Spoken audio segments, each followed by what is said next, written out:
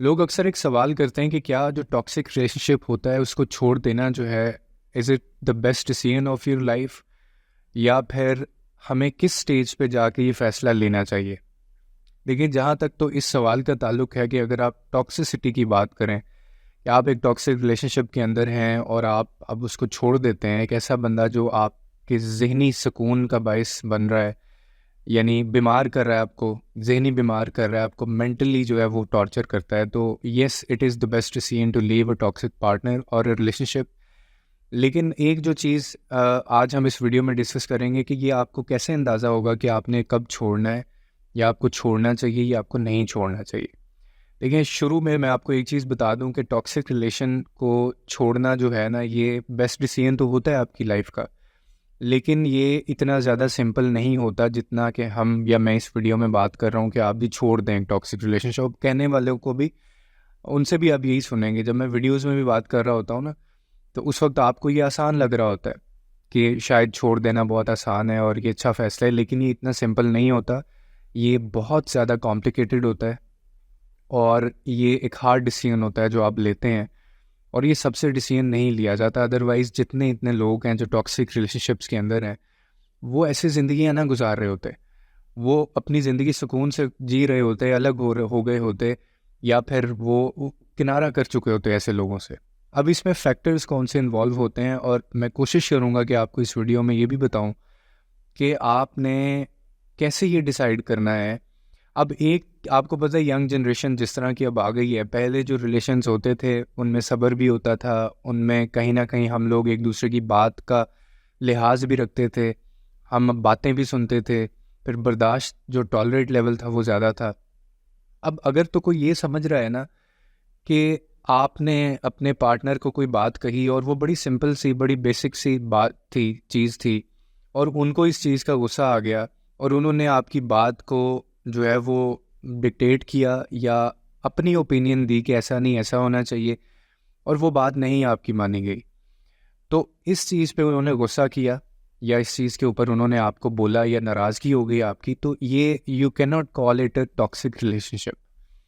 इसको आप टॉक्सिसिटी नहीं कह सकते। ये आपके एंड पे भी कहीं ना कहीं प्रॉब्लम है कि जब आप हमारी ओपिनियन से, या हम जो बातें कर रहे होते हैं, या हम जैसी चीज़ें चाह रहे होते हैं,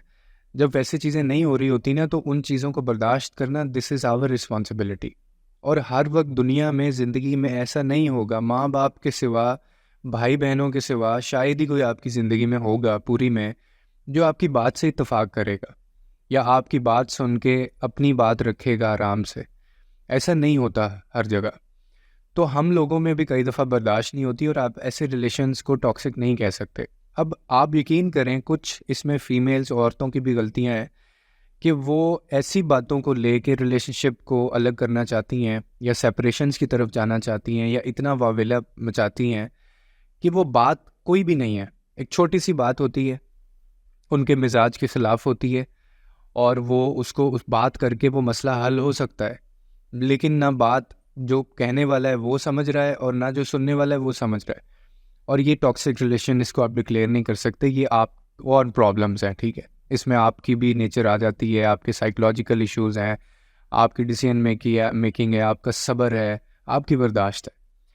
अब आ जाते हैं कि कौन से मतलब स्टेज है या कौन सी चीज़ों के अंदर आप ये फैसला कर पाएँ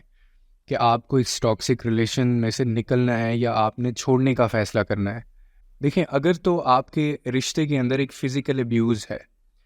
और ये ऑन गोइंग है, यानी ये कांस्टेंट हो रहा है, this is not the first time कि आपका जो पार्टनर है वो आपको हिट कर रहा है, आपको मार रहा है, और पास्ट में भी ये एक्सपीरियंसेस या ये अकरेंस इस तरह की हो चुकी है, और ये ऑन गोइंग है, ये चलता है, आगे भी चलता जा रहा है। फिर आपको उसके साथ इमोशनल अब्यूज़ भी किया जाता है, आपका जो है वो मेंटल अब्यूज़ भी आपको किया जाता है, टॉर्चर किया जाता है। तो अगर ये तीनों चीज़ें आपके रिलेशन में हो रही हैं, और ये एक दो दफ़ा की बात नहीं, बल्कि ये अब it now has become a routine, ये बन गई है, तो generally living that toxic relation या that toxic partner is the safest and the healthiest decision you may take. आप वो ले सकते हैं। और even if it is difficult, अक्सर लोग ना इसमें एक चीज़ पे आके हार मान लेते हैं, और वो ये होती है कि उनको लगता है ये मुश्किल बहुत है। अब मैंने ये बड़ी दफ़ा बात की है मैं फिर आपको ये बात समझाने की कोशिश करता हूँ कि आप इसको गौर से थोड़ा सुने कि आपको ये मुश्किल लग रहा है, छोड़ना एक टॉक्सिक रिलेशन को मुश्किल लग रहा है आपको, ठीक है, कि आपका पार्टनर आप पे तशद्दुद करता है, मेंटल अब्यूज़ करता है, इमोशनल अब्यूज़ करता है, मारता है, गालियाँ देता है, और ये कांस्टेंट पेन, ये टॉर्चर आपको मिल रहा है फ्रॉम द डे वन या फिर शादी के कुछ अरसे बाद, और ये आपको छोड़ना उस बंदे को मुश्किल लग रहा है। तो क्या ये सारा कुछ जो आपके साथ हो रहा है, क्या ये आसान है आपके लिए? ये आपको आसान लगता है? ये डिफ़िकल्ट नहीं है कि रोज़ एक दिन ऐसा गुजारना, अपनी ज़िंदगी का रोज़ हर दिन ऐसा गुजारना, या हर 2-4 दिनों के बाद जो है वो ये चीज़ें रिपीट होना, आपको अंदाज़ा नहीं है कि ये आपकी मेंटल हेल्थ के ऊपर क्या इम्पैक्ट रखती है ये चीज़, और ये आपके वेल बीइंग होने के ऊपर कितने ज़्यादा सवाल उठाती है, क्योंकि एक इंसान ये सारी चीज़ें डिज़र्व नहीं करता।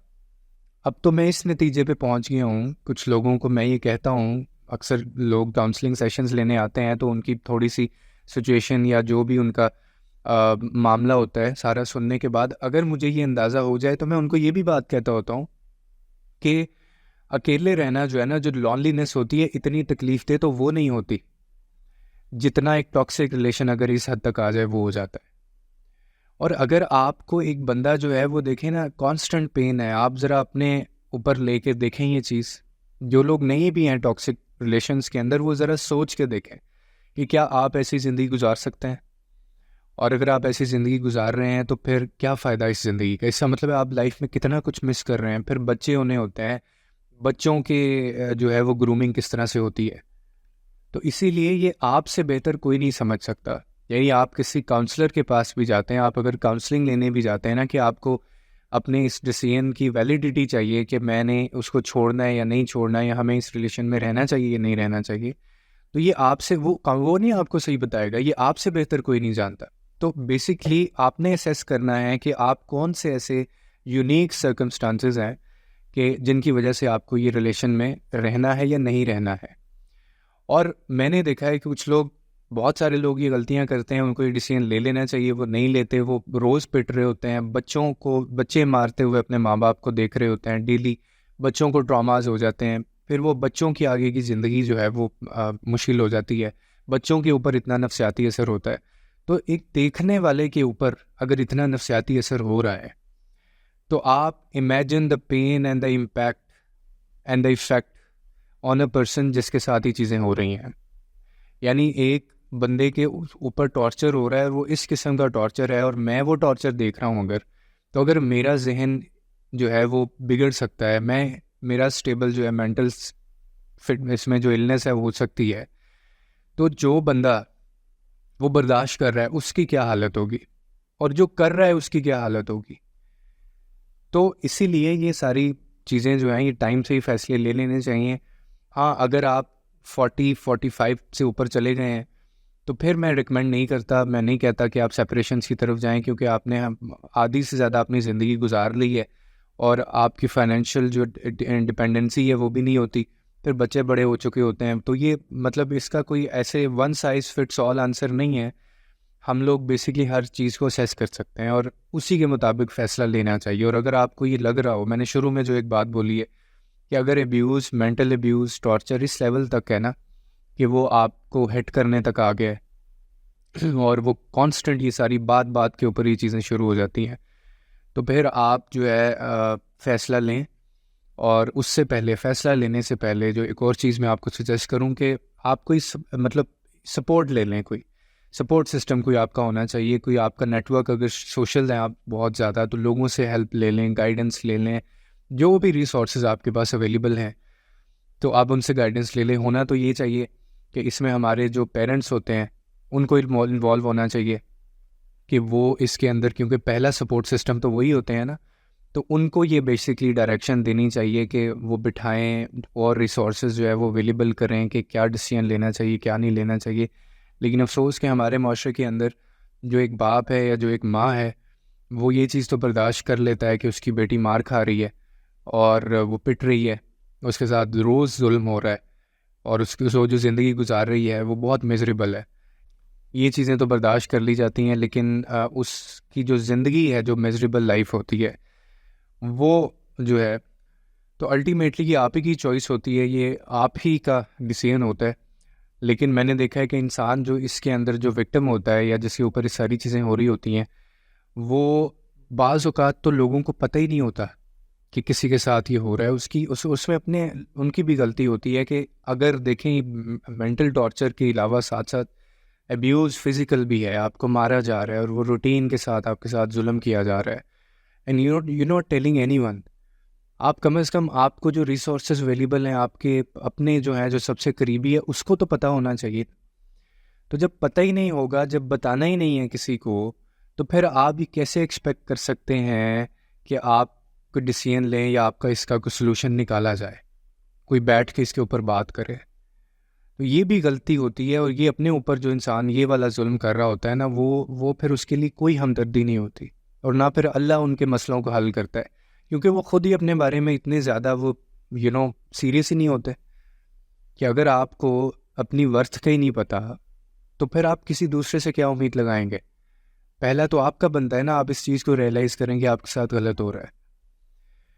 तो ये सारी चीज़ें असेस करके उसके बाद फिर ये फ़ैसला लिया जाता है। उम्मीद करता हूँ इस वीडियो से कोई ना कोई आपको अंडरस्टैंडिंग मिली होगी। ये बेसिकली सवाल क्योंकि आप लोगों को आते रहते हैं, तो I decided to make a video on that, कि मैं इसके ऊपर वीडियो बनाऊँ और एक हम डिटेल में इसके ऊपर बात करें। आपके क्या व्यूज़ हैं, कोई आपकी सजेशन है